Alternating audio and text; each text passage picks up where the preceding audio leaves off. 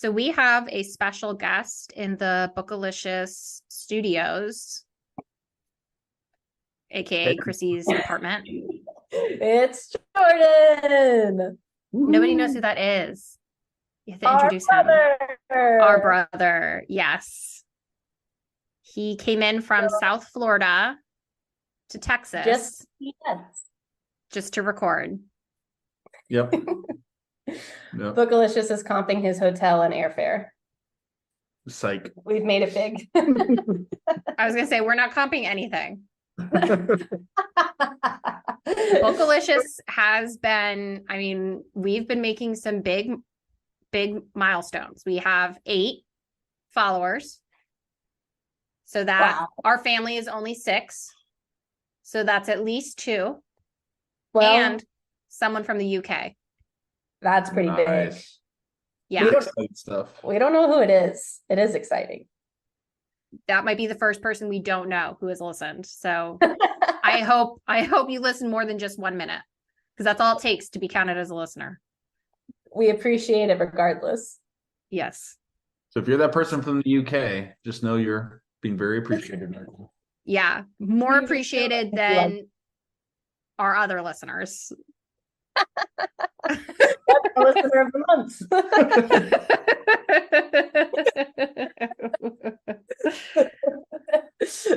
But Jordan has become a super fan now, because he went from not listening to any of our episodes to being on an episode, which is pretty big. It's actually kind of, because bringing in a special guest that has no idea what's going on. Yeah. So it's going to be exciting for all of us. You can only do that kind of stuff early on in your career. Once you get big enough, everyone's going to know everything. That's true. You'll never find someone who doesn't know anything about what's going on. Jordan thought this one ahead of time. Mm-hmm. That's good. So we're going to see how this goes. My concern is that our last episode that we've yet to release we recorded was 3 hours long. And I'm terrified that if we introduce anyone else with more commentary, we will never finish the book.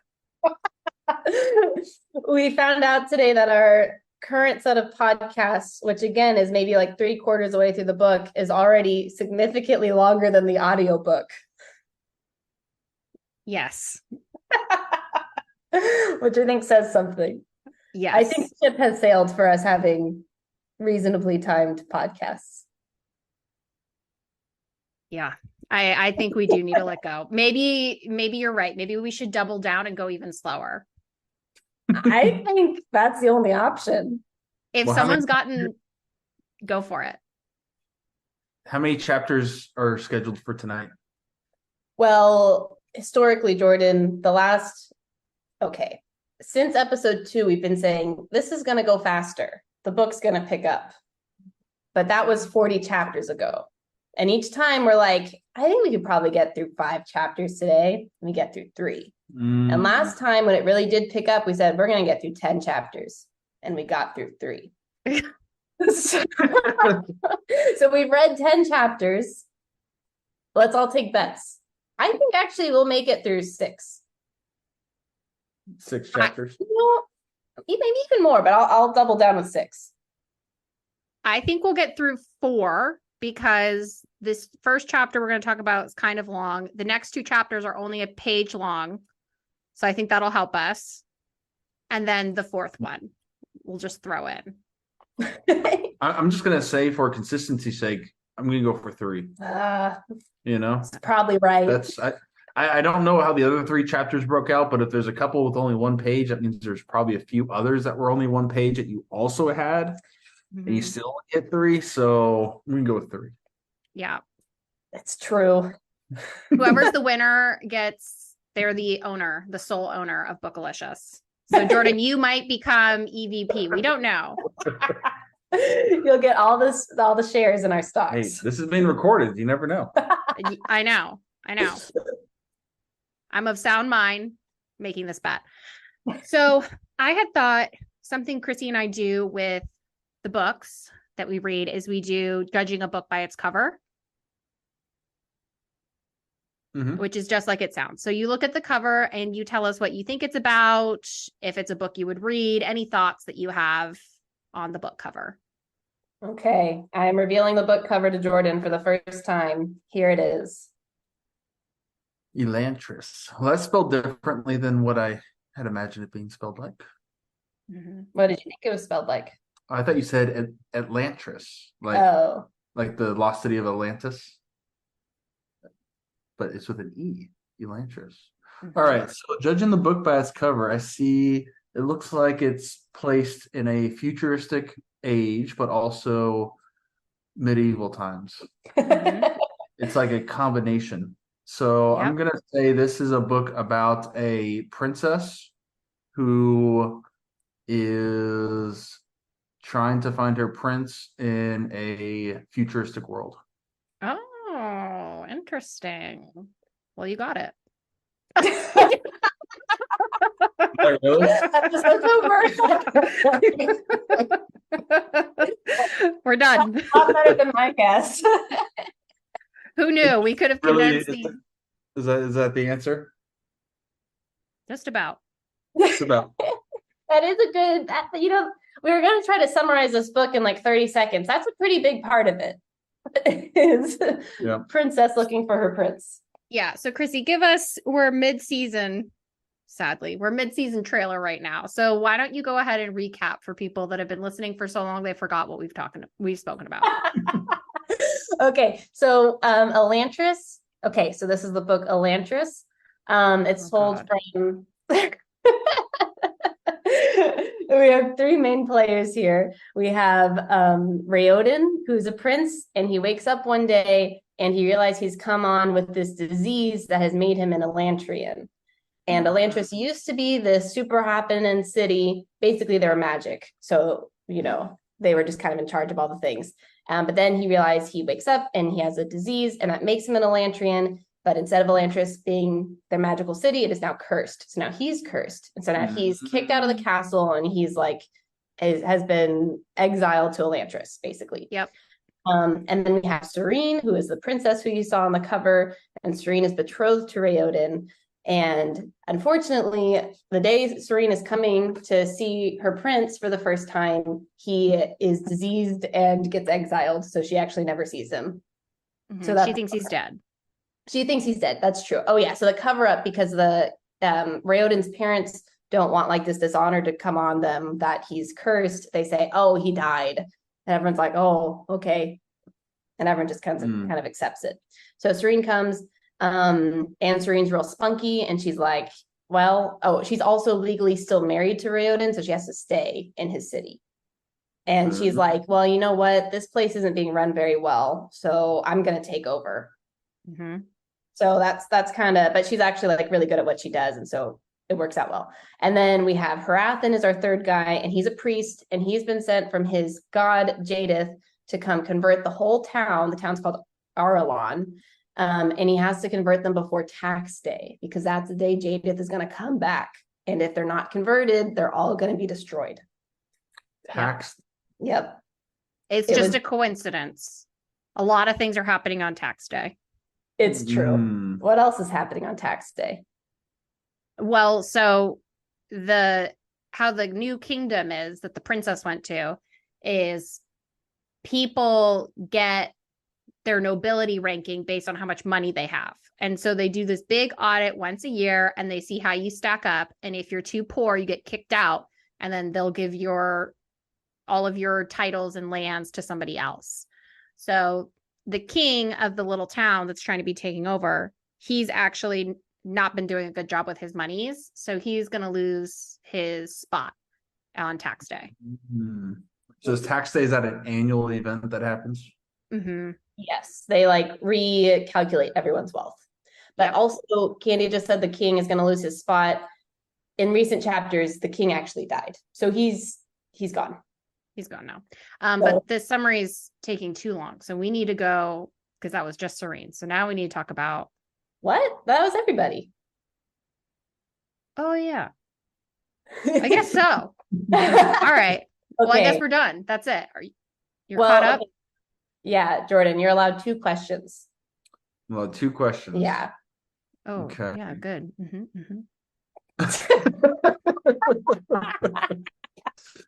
This priest, What happens if he doesn't convert the people? An excellent question. Do you want to take that one, Candy? Yes, he tried to convert another town down the street and he did a bad job, so everybody died. And so he feels really bad about it. He's like, I get another chance to take over this town, so I'm going to try to do a good job. So that's really his motivation. He just doesn't want to mess up his job. And follow-up question: who's doing the killing of these people that don't convert? It's like the church comes in with their army. Okay. And they've converted everyone except for this town and the princess's hometown. Those are the only two standing that have not been taken over. Gotcha. So the church comes in, they set a deadline to the people, and they say, hey, you got to convert by this time or you're all dead. No, they don't tell you about the deadline, but they do have the deadline. They don't want to be forceful about it. Yeah, they want you to willingly comply. Gotcha. Okay. Do they kill the entire town if not everyone converts, or do they just kill the ones that don't convert? We don't really know exactly what they do, but we know that it's not great. And we know that, yeah, there's lots of death. Maybe they save some people, but they don't go into too much detail on the end outcome, except that a lot of people did die. And the priest feels bad that he messed up his job. Okay, so that was your first question, which you parlayed into 7. So now you get one other question. No, that's fine. I give my 2 questions. That's what I was really curious about. Good questions. Okay. Good questions. Those are good questions. Okay, so Chrissy, do you want to jump right in and do the high-level summary? Sure. Okay, so we just gave Jordan the summary. That's pretty much the same as what we gave on chapter 3 when we were summarizing everything. So a lot has happened since then. So yeah, in this chapter, it's chapter 41, and the name is Loyalty, and this is from Sarene's perspective. And so Jordan Sarene was going to marry this guy Royal so that they would take over the town now that the king is dead. But then she became an Elantrian right on her wedding day. So she had really bad luck with all of her betrothals. Yep. So anyways, so this chapter, she's in Elantris, and now she's seeing Elantris in a new way because now she is in it. And she's also seeing Raoden in a new way, but she doesn't know it's Raoden, but Raoden knows that she is Sarene, his wife. So that comes up. And she's at first really sad because you won't see her old life again. But then her little buddy Ash, who's a floating light orb that can FaceTime, he finds Sarene, and so now she feels better because now she can see her family and life outside. Yep. And the only other part that Jordan will be interested in is that before Sarene before she became an Elantrian and got kicked into the desolate place, she had been doing like some charity work there, and she had been working with the prince Raoden, not knowing it was him, but she was like, I don't trust him, I think he's a warlord, and so she was kind of trying to undermine him, and that comes up in this chapter as well. I'm going to take back what I said before, and I do have a second question. Okay. Being an Elantrian, so that happens from a disease? It's kind of like a disease.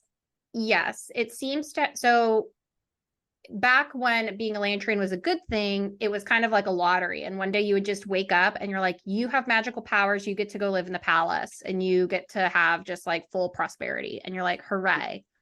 What then kind of powers something, all sorts of magical powers. You could like make things out of nothing. You can pretty much do anything. So basically you wake up one day and you're a wizard. Basically. Yes. Kind of like that. Like Hogwarts. Yep. It comes to you. Yes. You're a wizard. Right. But now they're burning the witches at the stake, and that's a curse. Got it. So something happened, and then all of the magical people, they turned into like these zombie type things. Ooh. And then the lottery was still happening, but now instead of you getting magical powers, you turn into like this zombie, basically. And so any damages or injuries that you get, they never heal, and you just kind of walk around until you get so many injuries you lose your mind. Oh, that sounds terrible. Yeah, it's a bummer now. It is a bummer. So tough.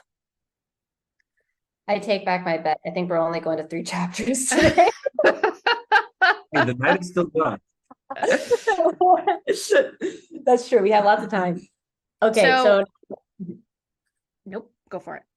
oh, I was gonna say, so now what typically happens is after our summary, we pick out lines that stuck out to us through the chapter. Okay. Mm-hmm. I had a line on the first page. What did you have a line early on?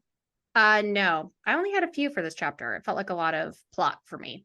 So Yeah, I know that's why we're gonna go faster. Okay. So when Sarene first comes in, she sees all the people and they're in these like super outrageous outfits and they're all in these neon colors. And she's like, oh my gosh, that's the fabric I gave them. Because when they're asking, like, hey, Sarene, could you give us some fabric so we can clothe ourselves and be decent? She was like, sure. But she thought they're all evil.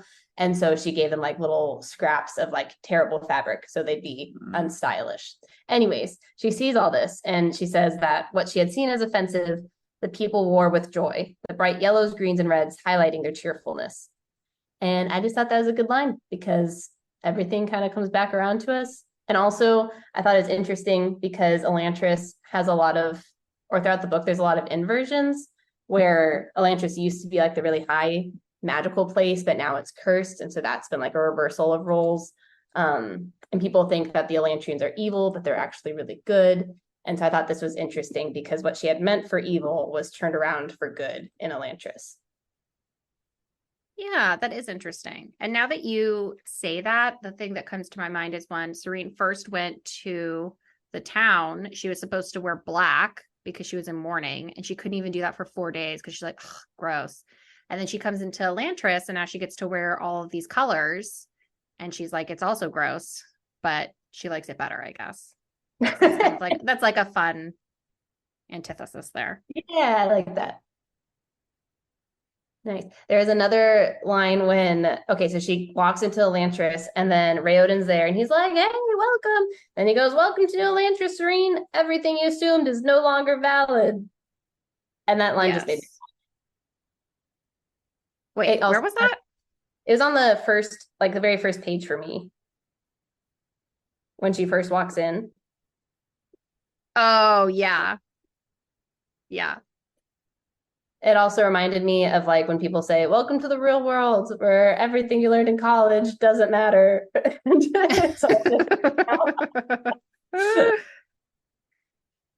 Yeah, so she's in like this, the new Elantris, they call it, and they cleaned it up and they made it look nice. And she's seeing everyone look so happy. And then she feels really guilty that she, like,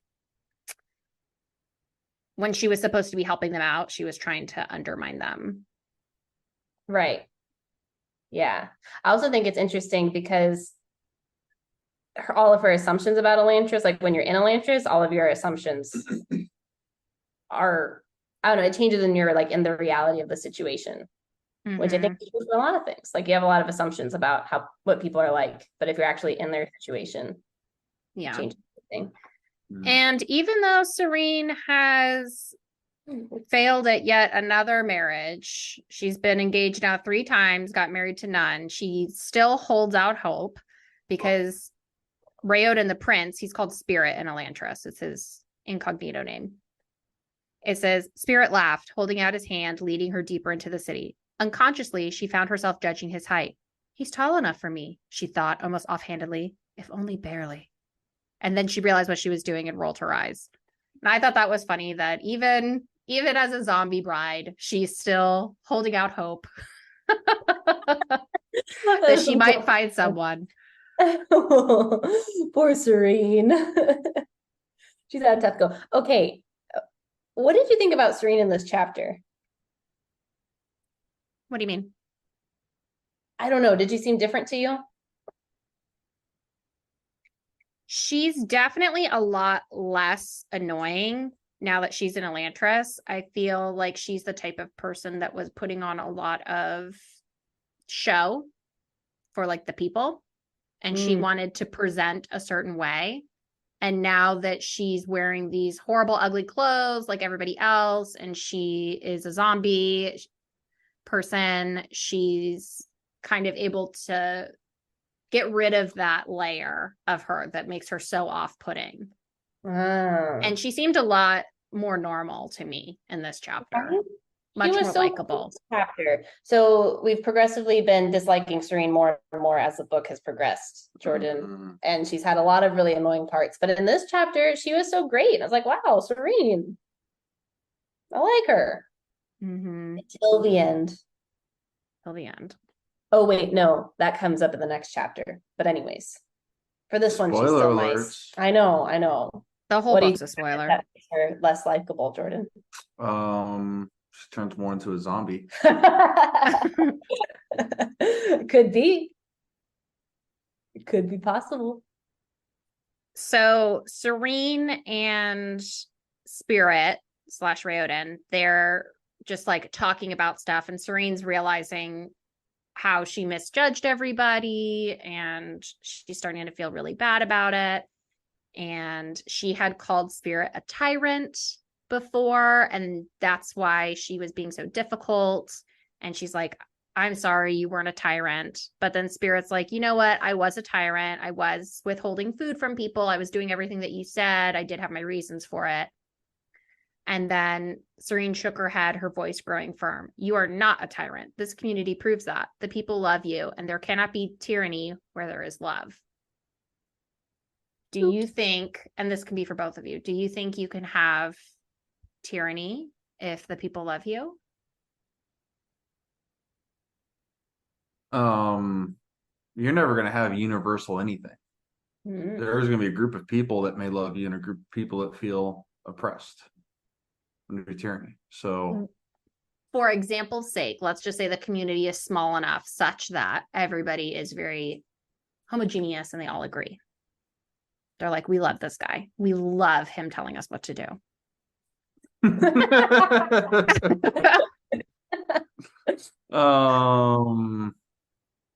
mean, I guess so. Tyranny typically has a negative connotation to it, implying that people don't enjoy it or don't want it. But if you're defining tyranny in a way that is this, whatever this person says goes, and that's just the way it is, sure, you could have everyone agree with that and love them for it because maybe they're making all the decisions and they're all the right decisions, you know. But the word tyranny doesn't generally have a positive connotation to it. Yeah, I think that's fair. Yeah, I think that's possible. I think also though with this line, I feel like she's talking specifically about the leader. So I don't know if it's so much that all the people have love, but it's if the leader has love for the people, then he can't be a tyrant. Like those two things aren't possible in the same person. Interesting. That's what I was thinking. I could see that. Yeah. Do you think it's weird that she switched positions so quickly? Like she walked in, she's like, oh, you're a nice guy. I think she wanted to believe that he was a nice guy the whole time. And so the second she had an opportunity to, what do you call it? Dispel that belief that she had, I think she was really excited that she could, like him. Because I think she's kind of been like, oh, he's really interesting and he's kind of tall and maybe he could have been handsome when he wasn't a zombie.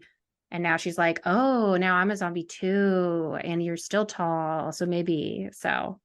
They should get married to a tyrant. Yeah. She also has this line where is a little before this, but like she's noticing all the people interacting with Raoden, and she says that there was true acceptance in their voices, displaying a level of loving respect Sarene had rarely seen given to a leader, even to her father. And she says, like, of course, it's a smaller population, but like she's still impressed. And I thought that was interesting because we've been talking a lot about like what is Raoden's purpose, and even though he seems to be a really good leader, that doesn't seem to be what his purpose is. But it is interesting that he's done such a good job with like unifying the people. Well, maybe his job's not to be a leader, but is to be what was I gonna say, an inspirer. That's not the right word, but Maybe. Yeah, but that still wouldn't go with your theme because he's still struggling. right. So if he was really doing what he was supposed to, his true purpose, quote unquote, then he wouldn't be hurting so bad. Yeah. Yeah. Our theory, Jordan, is that in Elantris, if you're doing your purpose and the thing that you're supposed to be doing, then it takes the pain away because your mind is focused on the good things. But Raoden has had a lot of pain and he's been leading all the people. So we're thinking that's not his purpose. Any questions from you, Jordan? Any thoughts? It's okay if not too. I'm just trying to absorb it all in right now. Yeah, there's a lot. I know. That's what happens when you jump in on page 458. Well, in this book, it's page 420. So. Like, you're prepared for today. Hey, I judge the book by its cover pretty darn well. So That is true. I got that going for me. Jordan came prepared for that part. He's like, I read nothing of it. If nothing else, I'm a good guesser. So there's all right. We'll play a game. Cheesy or not? Yes. Okay, so Spirit is talking to Sarene about the time when she was visiting and what did she say? She was like, I shouldn't have come and done all this. I made everything worse, blah, blah, blah, blah, blah. And he said, well, I suppose the time during your trial wasn't a complete loss. I gained something very important during those weeks. The supplies? Sarene asked. That too. Sarene paused, holding his eyes. Then she looked back at the sculptor. So cheesy or cute? A little cheesy, but I really like Raoden, so I liked it. Cheesy or cute, Jordan? I don't think I understand the context of what was being said. Oh no. That's fair. Let's see, what would the context be? Basically, she was coming to help him, and Raoden knows that that's his wife, and he's like, oh my gosh, you came. And she's like, aren't you glad I brought the supplies? He's like, I was glad because of something else. Got it. And he was like, because I got to see you and hold your hand for that 1 second. And then they like look away. All right. Well, I thought it was cute. And most of the time I find those things cheesy. So yeah, you need to listen to we haven't released them, but the Fault in Our Stars series, Jordan. Candy has a lot of comments for young adult romance. Yes. Cancelable comments. So we'll probably never release, but that's fine. Maybe Jordan can be our proofer or whatever. I don't think Jordan's the right barometer for that. Probably not. He'll probably send me to get canceled. He'll tell me to add more.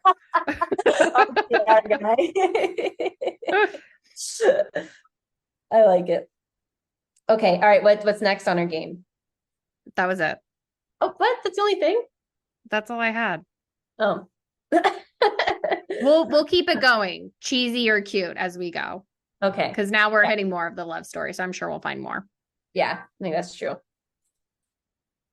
Okay. Unhealthy emotional regulation or just being serene? Oh no. Sarene, so after she had this lovely day with Raoden, and she's like, it's so fun here, I love it. She's like going to sleep, and she's like, oh, actually, I'm really sad. I don't have any of my family, and I'm going to be here forever, and I wasn't able to say goodbye to anybody, and now they're burning all my belongings.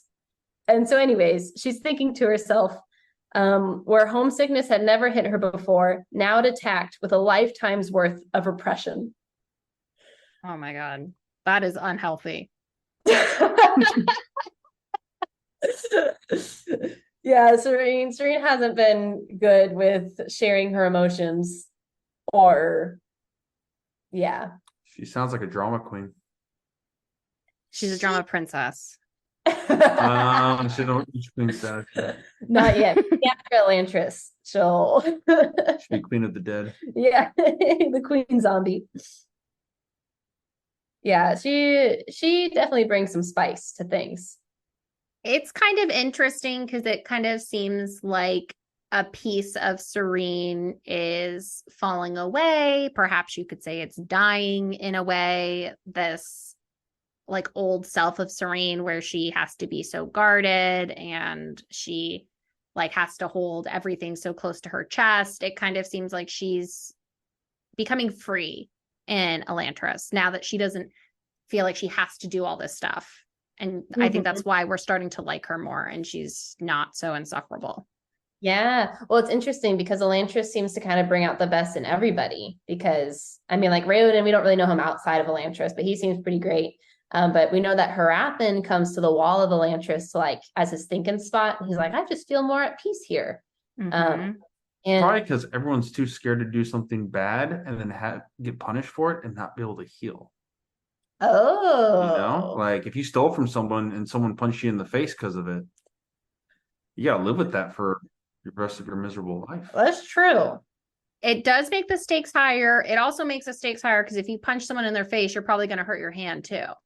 Yeah. Well, maybe they grab a bat and then hit you. Even that, you could get a blister. I mean, there's like a lot of there's a lot of little injuries that you can get that you're like, oh, I have to live with that forever. But I think that's certainly part of it, is that the stakes are very high in this place to do anything naughty. Interesting. Well, the stakes are really high, but also the need is really low because Elantrians, well, they're like always hungry, but like they don't need food to live. They're just going to stay at their constant state, whether they have food or not. And like they don't have a job. I mean, they don't really have any responsibilities necessarily, which is one of Raoden's points. He's like, guys, this is so cool. We can do whatever we want and we don't have to worry about anything else. So on the other hand, it's like you're as free as possible. So the next part, this didn't touch on your summary, but we finally get an outside perspective of what Raoden looks like when he's having his little seizure fits. And we see that he's glowing. Light is glowing. And Sarene's like, what's happening? And so basically what's happening is that the magic that we've basically identified at this point, Jordan, that there used to be magic that went into the town or into the Elantris, but it's basically like stopped up.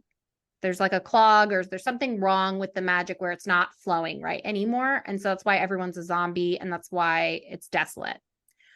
Yeah, stick it back on and get the magic flowing. You just need that's what they're trying to plumb this out. They're trying to plumb it out. And so what's happening is the prince, Raoden, he's progressively getting more and more like of these seizure fits. And we as the reader don't know what's happening until now. And we see that he's glowing. And then they find out that the magic is trying to like bust its way through his body. I saw a movie about magical plumbers maybe about a year ago. What do I call those guys? What did Mario and Luigi? Yeah, Super Mario Brothers. Go into a magical land. Unclog some pipes. That could be Elantris. Yeah, could be the problem. That's how Elantrians were before they lost their magic. They were like Mario and Luigi. Sorry to derail you there. I had to get that thought out. It was a good thought. We needed to know it. And that's the truth. Okay, but what were you saying? Oh, magic is coming through him. It's stuck. We need a plumber. Right. Yeah. Okay. Yeah. Any other notes with that part? Seeing Raoden's fit. No, Sarene had grown up thinking that the Elantris magics were like a sham. She had been told like, oh, it's not real. It's not real. And so now that she's seeing spirit, she's kind of like, okay, maybe what I thought I knew before was wrong. And so she wants to learn more about the magic and everything that Raoden has learned so far. Oh, right.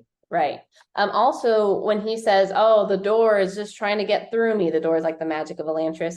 Sarene asks, like, what does Jesker have to do with this? And so we learn that the door is associated with Jesker religion. Is that right? Yeah. So that's interesting because Galadin is going to come in and save the day. Yep. That's going to happen. So now Serene's fairy ball, Ash, he finds her and he's like, oh my God, I'm not crazy. And she's like, I thought you would be insane. Because typically when the Elantrians turn into the zombies, their little fairy balls that follow them turn into like a zombie too, of sorts. But he's totally fine. Also, what we know that we haven't told Jordan is that Sarene isn't actually an Elantrian, as far as we can tell. We don't think she is. Yeah. We think she's been poisoned. So it's all, she just looks like an Elantrian, but she isn't actually one. So that she couldn't get married and become the queen. So Yeah. what makes you think that she's been poisoned? Well, Because it just we know happens.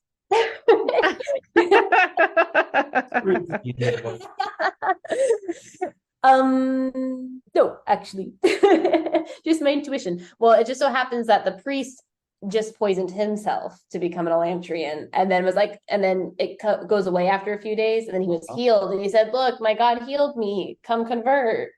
And then she becomes an Elantrian like the next day, and she doesn't have any of the symptoms.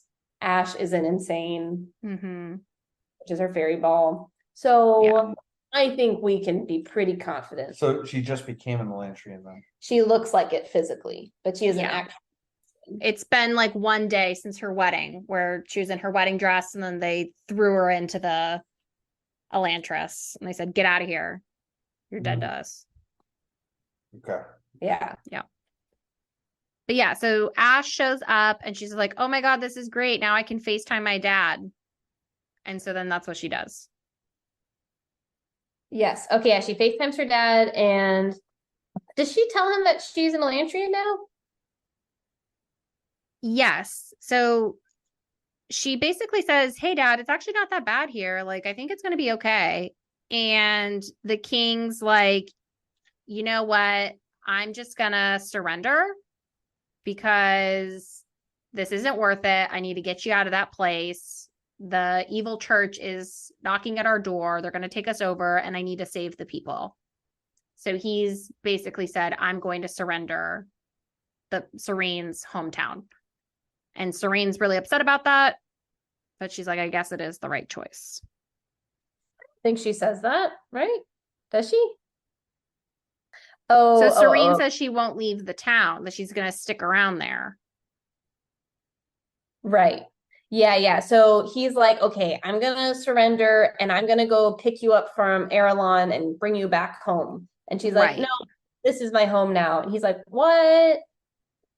And she's like, there's this funny line where she says, like, I need to stay there. These are my people. And he says, you love them that much, Sarene?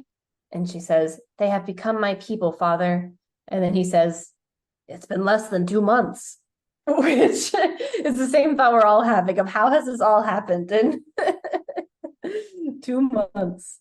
But anyways, so this is interesting because a chapter is called Loyalty, and here we see Serene's loyalty.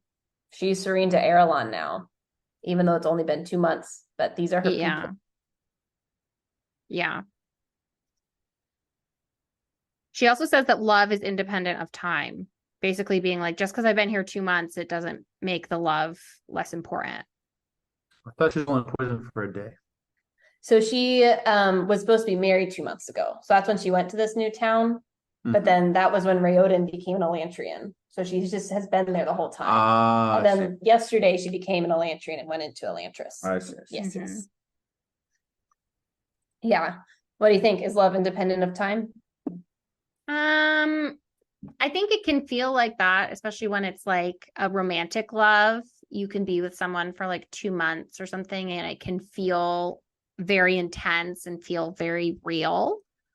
But I think that's more infatuation than like, quote unquote, like true love, like the Romeo and Juliet thing where they see each other and they're like, we love each other. That to me, I don't believe.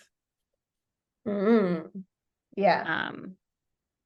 But with Sarene, I could see why she feels maybe not love, but responsible for these people because she's inserted herself into their politics and she has a lot of people counting on her. So I think I would probably feel the same as Sarene. I wouldn't want to leave. even if it meant that I didn't make it out. Yeah. Interesting. Well, now she thinks she's an Elantrian. I mean, they're kind of immortal, right? Well, I don't know. Kind of. Yeah, I guess basically what happens to Elantrians now that the magic's gone is they just become so hurt that they're kind of crippled and comatose. So I wouldn't really maybe call that immortal. So she probably isn't thinking that. Yeah, I think you're right. I think that's a good interpretation. That's all I had for that chapter. Yeah, I think that's it too. There is a detail of Sarene being really cold while she's going to bed, which kind of comes up again later. And they're always, I don't know, there seems to be this trail of like, it's getting really bright in the day, and now it's darker, and now it's cold. I don't know what it means. Has she taken a pregnancy test? She hasn't. Not feeling well, the up and down. Jordan has a conspiracy. Jordan also has a lot of kids, so he has experience. So he might have the same thing. Like, I've seen this behavior before. Explains a lot. Well, we don't know that Sarene has had any intimate relations with people, but who knows? Who knows? We'll throw it in there. We've been surprised before. Yes. Okay, so you want to do a quick chapter summary for 42? Let's do chapter 42. Okay, so this one is also called Loyalty. Look, here it is, one page. And what is it with authors only having a one-page chapter? Like, what is so important that you need to write down, but it only takes half a page to write? Well, this is a perspective book, so we need to hear what Hrathen's thinking, but he's not all that important, so we only get half a page of his thoughts. Sarene has a lot of thoughts. Well, she is a girl. Oh. And she's pregnant. See, Jordan would send me to get canceled right away. He'd send me there and call TMZ. I don't know TMZ's number. He'd find it. Yeah, he'd find it. He would use his Facebook sources. Just kidding. So with the perspective books, what's usually happening is the 3 chapters from each person's perspective is happening simultaneously. Yeah, got it. So that's why we need to pop in and see what Hrathen's doing right now. So he had been in Elantris. He had given himself this poison potion thing to make it look like he was an Elantrian. And then he was like, I know I'm only going to be here for 4 days. I'm going to sit here and pray to my God. And then once I'm like, quote unquote, cured, I'm going to say that it was the power of my religion and I'm going to convert the whole town. That was his strategy. And so he's just basically gotten back. He's been back for like a few days in the church, and he had kind of lost a lot of authority in the church because he had this assistant, Delof, who he thought was just a normal guy, but he's actually quite devious, and Delof had turned the whole church against him. But now that Hrathen has done this crazy miracle, the whole church is like, forget Delof. We think this guy is the real deal now. Yeah, so he's feeling pretty good. I wrote in my summary for this chapter that Hrathen woke up to that song, Michelle Obama. I think it's called Bob. You know that song? What is that? The No. one with like, Michelle Obama, purse so heavy, making Oprah dollars. Because I imagine Michelle Obama wakes up to that song and just like feels great about herself. Oh my And God. so this is Hrathen's version of waking up to the song about Hrathen Obama. Oh my gosh.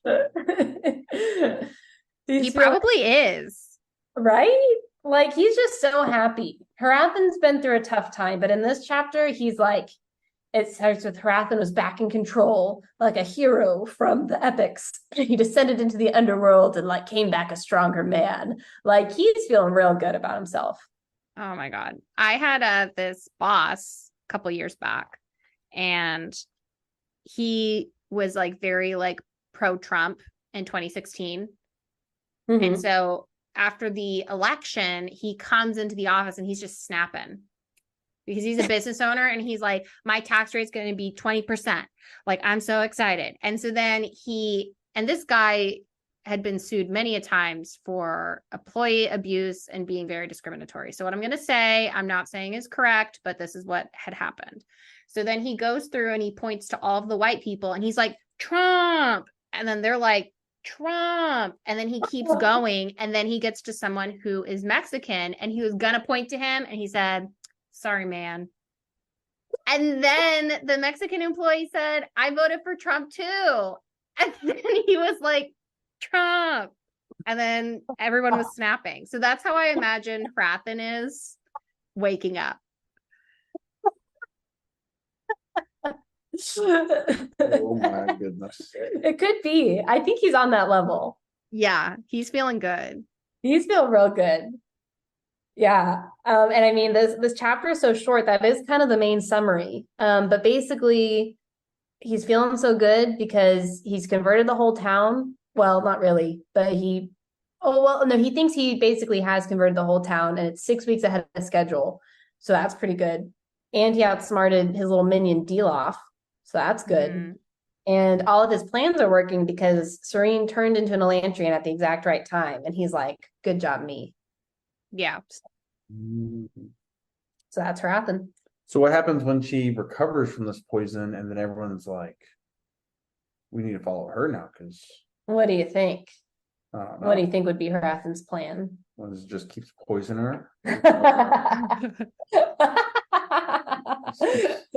Sneaking stuff into her wine or something at night. I don't know. Yeah, he's like, I know you're really hungry. Here's a snack. It's like, gosh darn. I don't know. It could be. I think Hrathen thinks that he's going to be able to flip everybody in the next like 4 or 5 days, because so many things have been like culminating. And I think he thinks he's like really close to where even if she shows back up, it's like, it doesn't even matter. Or I think he's going to send people in there and assassinate her. Whoa. That's what I would think. That escalated quickly.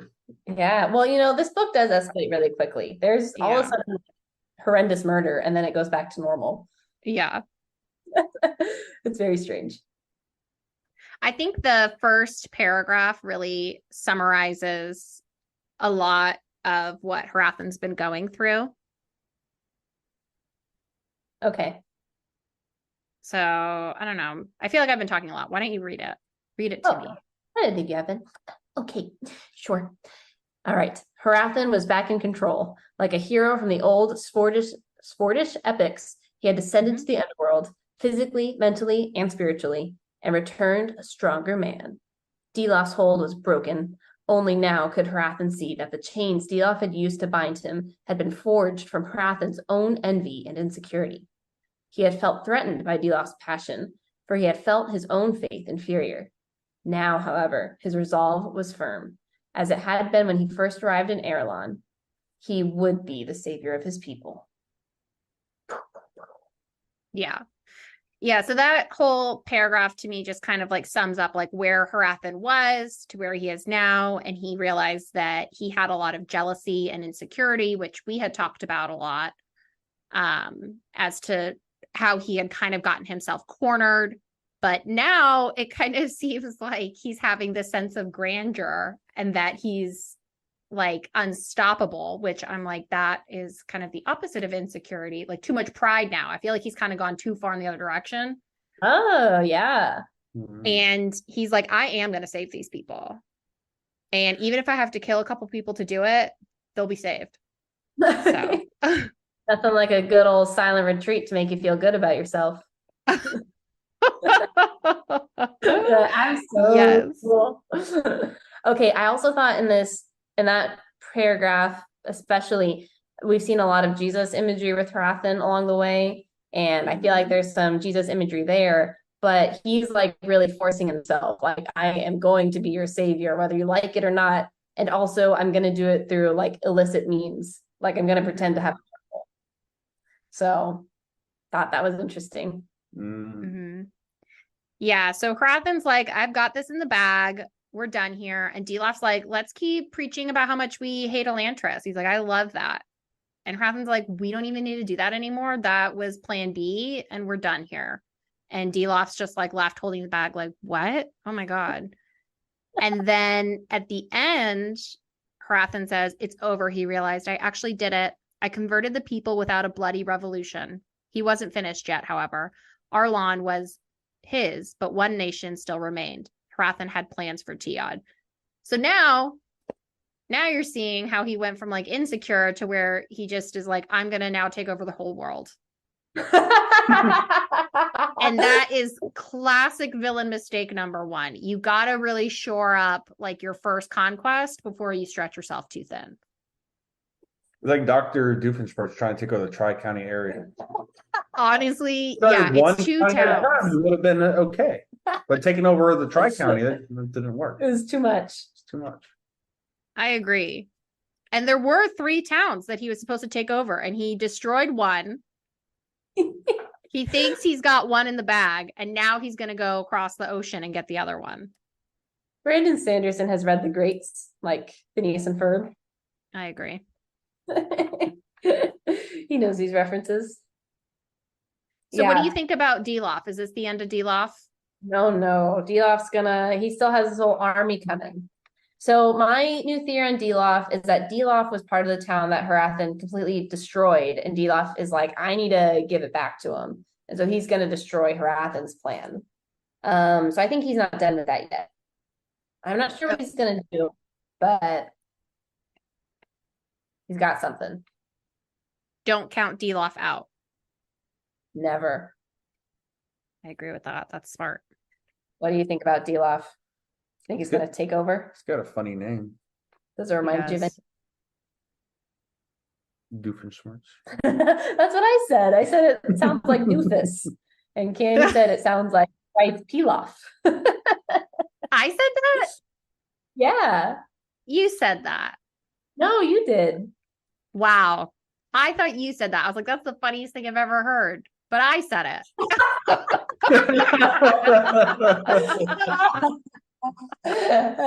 Classic. Wow.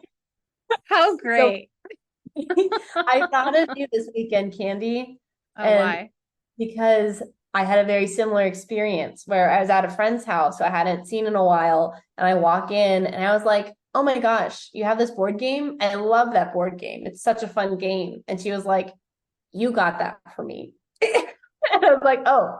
And then I walk over to her fridge and she has this magnet. And I was like, oh my gosh, an office magnet? That's hilarious. I love that you have that. And she goes, you got that for me too. And I was like, I feel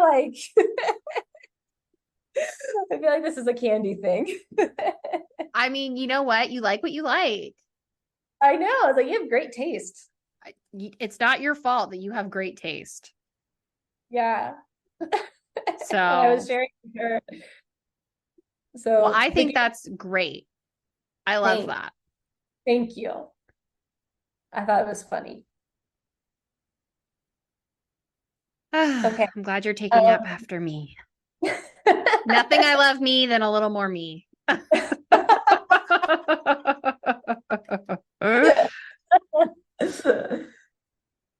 all I had for that one page.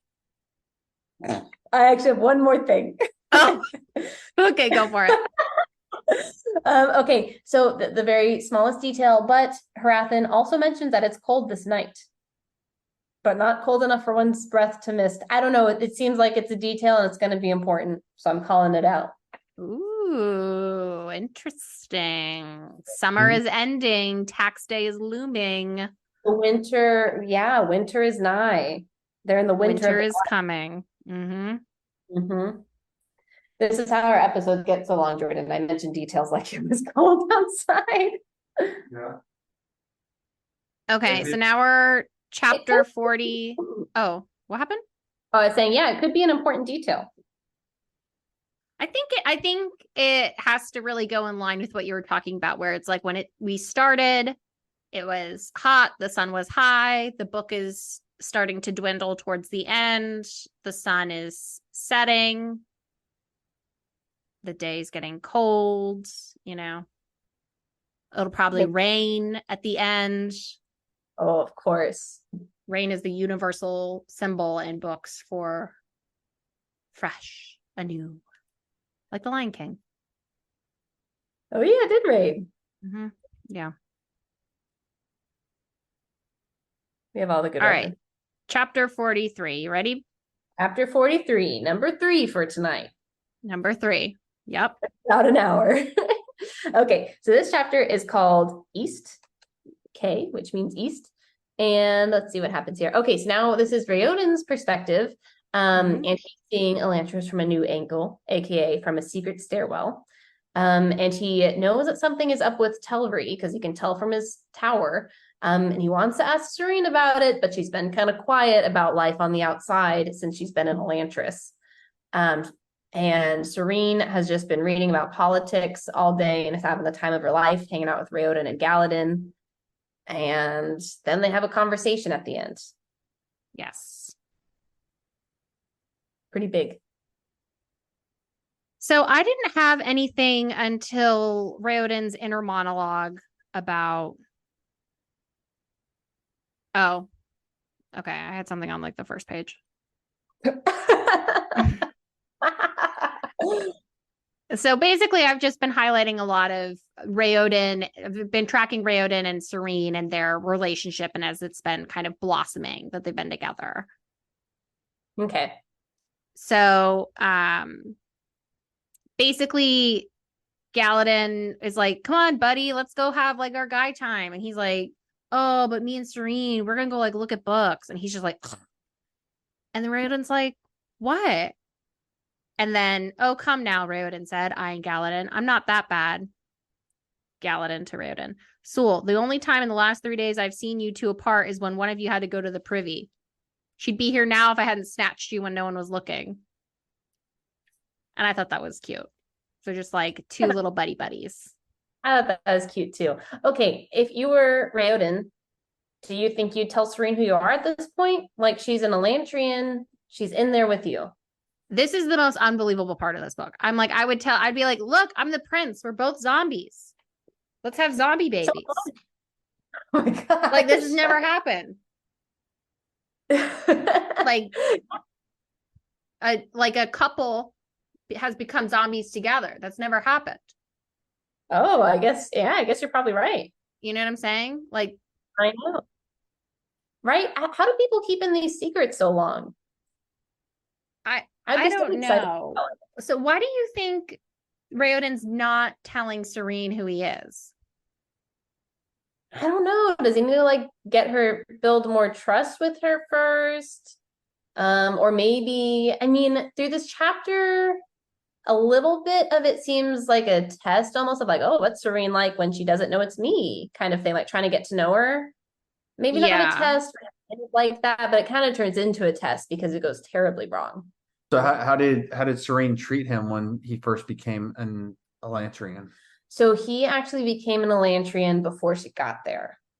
So from her perspective, only FaceTimed. They had only FaceTimed before then, and they had written letters. So, and they had a really good relationship then, and she seemed very nice, and seemed like they got along great.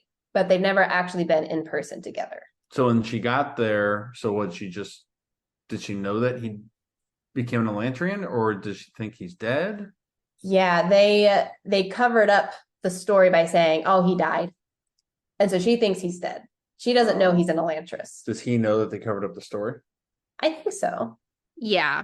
I think he was around when they were covering it up or something. Yeah. That's probably why he's doing himself, is he's probably confused. Oh. Because if she thinks that he's dead and he was in on the plot, right? And now he's like, well, what do I do? Like, she thinks I'm dead. I see. But he could have some confusion. To your point, he says a little bit that this is the only line that I got that kind of explained it. He said, "I wouldn't want her to feel any obligation." Like kind of stepping up and being like, "I'm your husband now. Surprise. Make a zombie baby with me." Yeah. Like how forward. Yeah, but I could also see like maybe some confusion too, where you're like, I feel so awkward about this. I don't know what to do with it, maybe. That's true. Also, it's maybe one of those things where it's like they've kind of interacted before when she was like volunteering in Elantris, and now he's like, it's kind of awkward for me to tell you now. It's been so long. So I'm in this I'm in this club at work, and it's like a club that, you talk to the head honchos a lot. And there's 3 of us, and we are in charge of the club. And somehow I have become now, like, in leadership's mind, the only person in charge of the club. And the other people are like my assistants. And I'm like, I really need to correct this narrative because we're all co-owners of the club, But it's now been like 2 months, and I'm like, what do I do? Because I keep trying to find like an opportunity, but I don't get to talk to these head honchos very often. So it was very awkward. So I finally just spoke to one of them. I was like, I need to call you. I was like, I have to get this out. This is like going on too long. Like, you can't keep calling me like head of the club anymore.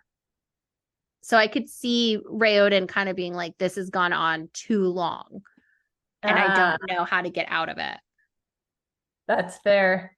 It is an awkward thing to bring up. Have you ever lied, like when you were dating someone, or like made a little fib, and then you ended up dating a long time and you've had to stick with the fib? This is for you too, Jordan. You know how long ago it was when I was dating? Maybe, a long time. Maybe there's something you've been keeping in for 15 years. Yeah, let it out on Bookalicious. We'll keep your secret until we publish this. I don't want that person in the UK to find out. Yeah. Our most loyal listener and our favorite one. I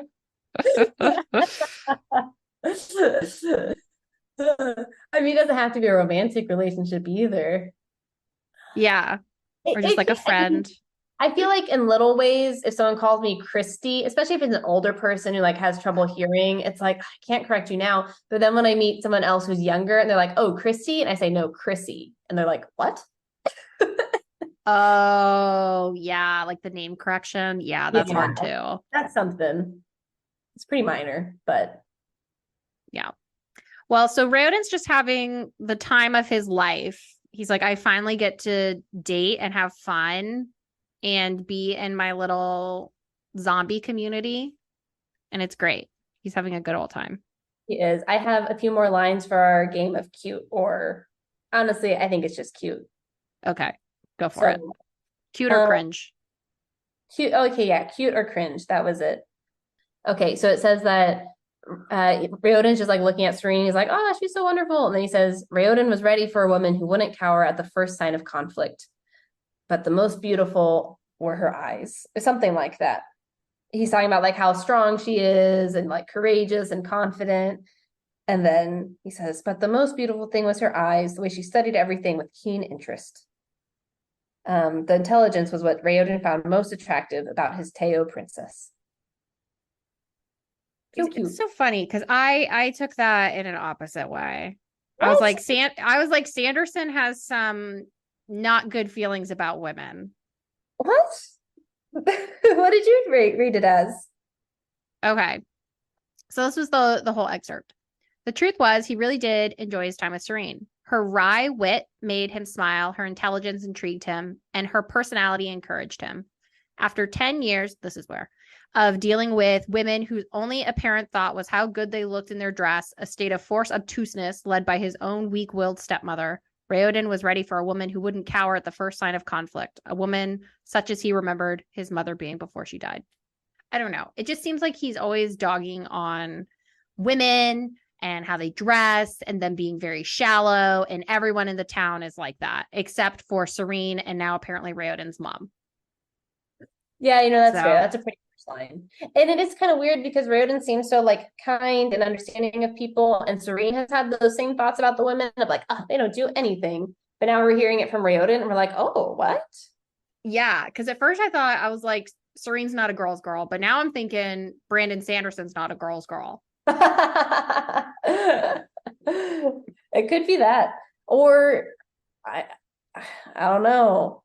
Or maybe have they been forced into this state of obtuseness because of their circumstances. We're like, this is what I got to do to survive over here.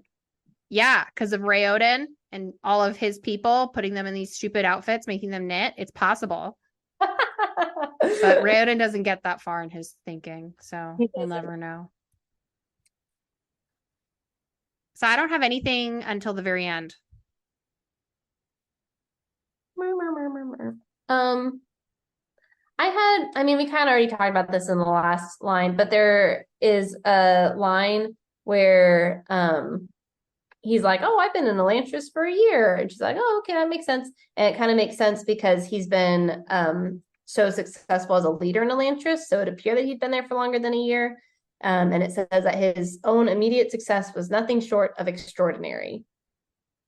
And I don't know, just reminding me again, he's such a good leader, but this isn't his purpose. So I will just do with that.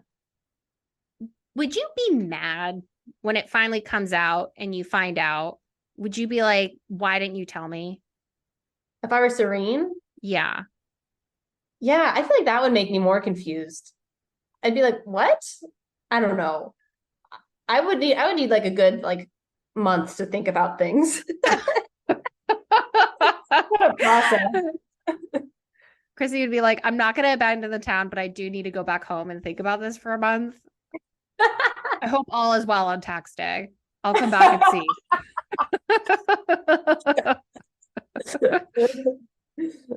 What would you do? I would be annoyed. I'd be like, I liked you, now I hate you. Missed your chance. Missed your chance. This isn't 10 Things I Hate About You. You're not Matthew McConaughey. You're a zombie. So you're out. So it ends, the chapter ends, and they're in the library, and Sarene is reading all of these books, and she's really into politics, and she's shocked because all the history books are different than what she is used to reading from her own country. And she's like, this is crazy. And so she's talking about how the Hrathen, the church that's trying to take over people, she said, I've never read anything that so soundly debunks Jordan's rhetoric and manipulation. And so basically, she was saying something about the book, how it exposed Fjordell's political lies. And so she's just saying, she's like, this country's been doing all this religious conquest, but looking at these history books that seem to be more accurate, it seems like they changed a lot of their historical text to make it fit their narrative today. And she's shocked by that. Interesting. The state manipulating things. Can you believe it? Can you believe it? I know. Unbelievable. Leonard's right. I know. Yeah, that is interesting. And they bring up a thing where it talks about, it's like this, what is it? An epic poem or something. And it's called Wern the King. And Wern is like their Pope kind of thing, right? And let's see, what does it say? I think it was something like they changed the god so that he sounded more like the Durethi god, something like that. Yeah. And they're using their god as Jadith, but they've made Jadith into something that he used to not be. And it says that he used to be a relatively unimportant god who cared for the rocks under the earth. And now they've kind of elevated him. They're like, oh, he's this big guy or whatever. And now, I don't know, like you said, they're changing the poetry and stuff, matching things. But I think it's significant that he's the god who cared for the rocks under the earth. I don't really know why, but Elantris has this special stone. I think there's a connection there. There is definitely a connection there. And when we're done with the book, I'll tell you all about it. She read the Cliff Notes. I love the Cliff Notes. So that what you're tapping into there is something that is in Brandon Sanderson's broader metaverse. Oh. And so I can't tell you now, but we'll come back to it. Okay. All right, Jordan, write that down. You can be our recorder. So how many books are in this metaverse? 16. Oh, 17? Wow. Are they all, how similar are they? Like, are they in the same world? So worlds, no. Universe, yes. So each book has its own magic system, its own rules, its own people, all this stuff. And slowly, like these perspective books, how it starts and everyone's far apart and then they start intersecting as you get closer and closer, you're starting to see a lot of the books starting to converge where some of your players from each book start jumping into other places. And so there's little seemingly throwaway lines in every book, because you can read every book independently. You don't have to read all of them. But there'll be little throwaway lines like that where it's not relevant unless you know like the broader story. Oh, cool. Does Deloff ever come up in any other book? I will not say. Oh, he might. That's a yes. I need to read all 16 books to find out. You just do a quick Google search. Command F. Also, this is his shortest book, apparently, out of the 16. So it's good we picked this one for our podcast. And this one came with 10,000 words of bonus content. Can you believe that? I know. 10,000 words of bonus content. He's writing away. Okay. He had one last zinger that he wrote away in this chapter. All right. You ready? Yep. So, like we said before, Raoden wants to know what's going on in the outside world. He saw that Tellery had like an army around his mansion, and he's like, whoa, something's going on. So he's finally approaching Sarene about it, and he's like, hey, I know you've been kind of quiet, but would really love to know what's going on in the outside world. And she was like, okay, fine, you got me. So I'll tell you. And she says, I guess the most important part began when I dethroned King Aiden, which, of course, is why he hanged himself. The end. The end. And Raoden the prince sat down with a thump, his eyes wide. Oh my gosh. And then at that moment I wrote, there's the Sarene we know. There she is. There she is. So that is our third chapter. And I'm kind of thinking it's almost 9 o'clock my time.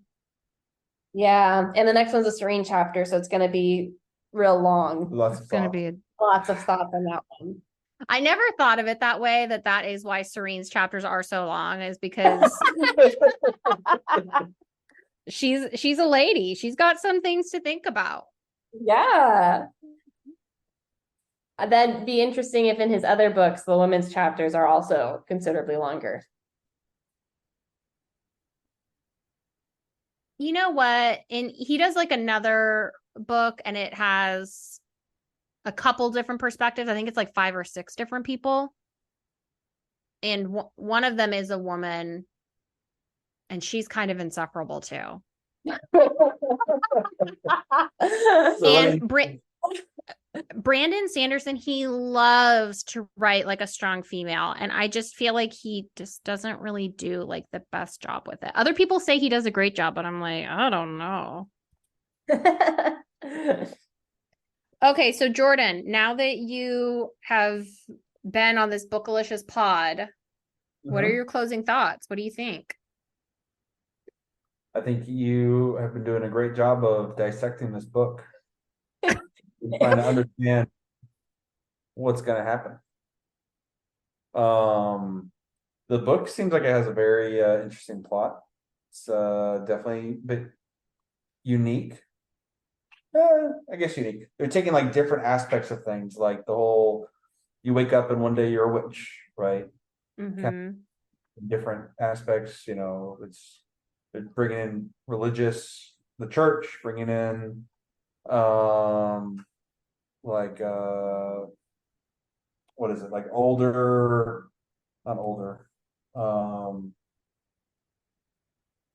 Medieval antiquated, yeah, like medieval themes, and kind of bringing it together. Mm-hmm. Yeah, it's a cool book. It is a cool book. If you want to avoid actually reading it, you can listen to our 30-hour podcast series. Ooh. We'll catch you up.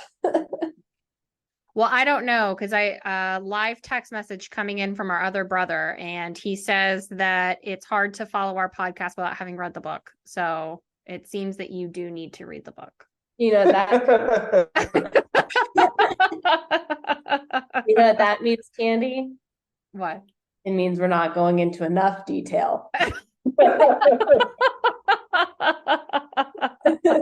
Well, if Brandon Sanderson can give you 10,000 words of bonus content, That's so Annie funny. and Chrissy Sessa can give you 100,000 words of bonus content. Yes. Yes. Above and beyond. Above and beyond.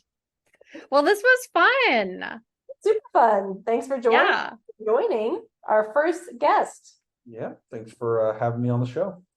Best Yeah, guest we asked our other brother to be a guest who's actually reading the book and listening to the podcast. And Jordan said, I'm going to fly into Texas and make sure that you are the first guest speaker. And I'm glad you are. Thank you for having me. I'm glad I could offer up my hotspot to make sure that this night was successful. Oh, that's right. Chrissy, we never did our intro.